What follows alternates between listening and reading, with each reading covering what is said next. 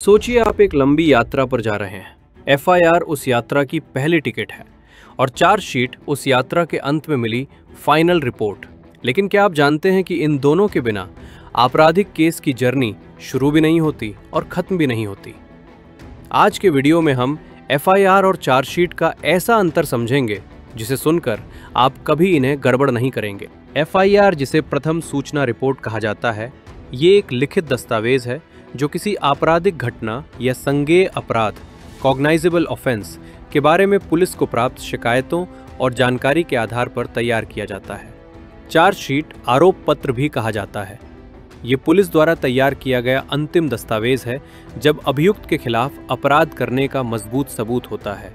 इसे चालान, completion report या closure report भी कहते हैं। अब जानते हैं एफआईआर और चार्जशीट की क्या प्रक्रिया। एफआईआर केवल संज्ञेय अपराधों के मामले में तैयार की जाती है। संज्ञेय अपराध में पुलिस को गिरफ्तारी वारंट के बिना भी गिरफ्तार करने की शक्ति होती है। चार्जशीट पुलिस द्वारा जांच पूरी होने के बाद ही तैयार की जाती है। चार्जशीट मजिस्ट्रेट को सौंपने के बाद ही मुकदमा शुरू होता है। इसके क्या कानूनी प्रावधान हैं? एफआईआर को कानून में कहीं भी स्पष्ट रूप से परिभाषित नहीं किया गया है। हालांकि आपराधिक प्रक्रिया संहिता सीआरपीसी की धारा 154 इससे संबंधित है। अब ये बीएनएसएस की धारा 173 में है। चार्जशीट सीआरपीसी की धारा 173 के प्रावधानों के अंतर्गत आती है। अब ये बीएनएसएस की धारा 193 में है। आपने ये तो जान लिया कि एफआईआर और चार्जशीट का कैटबैक्स और कानूनी प्रावधान। अब जानते हैं इसे कौन दर्ज करता है, तैयार करता है। पीड़ित के रिश्तेदार, दोस्त या कोई भी व्यक्ति जो संज्ञेय अपराध होने की जानकारी रखता है एफआईआर दर्ज करा सकता है। यह अनिवार्य नहीं है कि केवल पीड़ित ही एफआईआर दर्ज करे। चार्जशीट केवल मामले की जांच करने वाले अधिकारी, इन्वेस्टिगेटिंग ऑफिसर द्वारा तैयार की जाती है। ये मजिस्ट्रेट को भेजी जाती है। समय सीमा: कितने समय में चार्जशीट और एफआईआर की जा सकती है?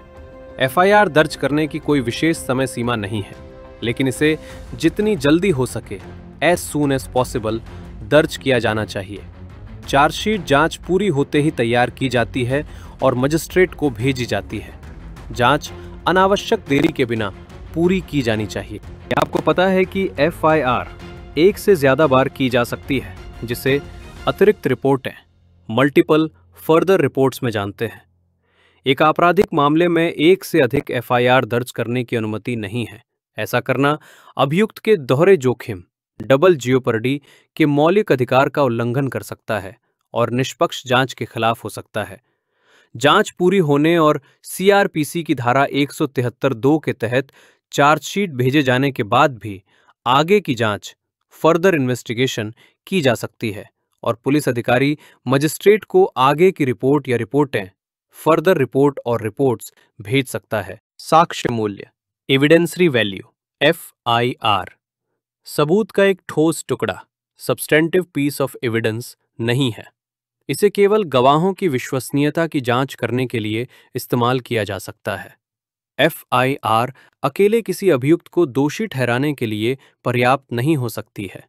चार्जशीट को भी ठोस सबूत नहीं माना जा सकता है। ये केवल जांच अधिकारी की सामूहिक राय होती है। हालांकि अभियोजन पक्ष अभियुक्त को दोषी साबित करने के लिए चार्जशीट पर निर्भर करता है। क्षेत्राधिकार, जुरिस्डिक्शन। जीरो एफआईआर की अवधारणा के अनुसार किसी संज्ञेय अपराध की सूचना देने वाला व्यक्ति किसी भी पुलिस स्टेशन में एफआईआर दर्ज करा सकता है, भले ही वह पुलिस स्टेशन अपराध के क्षेत्राधिकार में ना आता हो। पुलिस अधिकारी क्षेत्राधिकार का बहाना बनाकर एफआईआर दर्ज करने से मना नहीं कर सकता है। चार्जशीट केवल उस पुलिस स्टेशन के जांच अधिकारी द्वारा तैयार की जानी चाहिए जिसका अपराध पर क्षेत्राधिकार, जुरिस्डिक्शन है। एफआईआर वह चिंगारी है जो आपराधिक प्रक्रिया को शुरू करती है और चार्जशीट वह अंतिम दस्तावेज है जो ये तय करता है कि अपराध की जांच के बाद मुकदमा चलाया जाएगा या नहीं। हालांकि इन दोनों को ही अदालत में ठोस साक्ष्य नहीं माना जाता है, पर इनके बिना आपराधिक मामलों के निपटारे के लिए कोई उचित संरचना नहीं होगी।